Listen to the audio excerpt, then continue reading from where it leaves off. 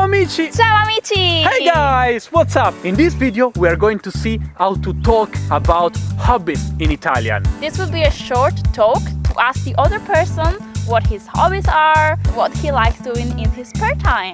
The main question in Italian is che cosa fai nel tempo libero or che cosa ti piace fare nel tempo libero. Let's analyze this sentence. I would like to start with the last part of the sentence, which is tempo libero. What does tempo libero mean, Giulia? Free time or spare time. It's really easy. It's a 1-1 translation with English.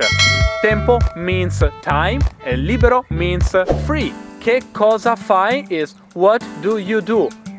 Che cosa is what. Fai is the second person singular of the verb to do. The other way we have seen what you like to do in your free time is che cosa ti piace fare nel tuo tempo libero. Ti piace is you like.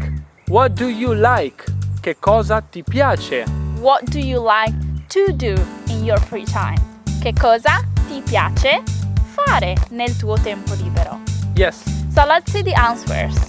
Nel mio tempo libero mi piace leggere, mi piace nuotare. Mi piace whatever you like.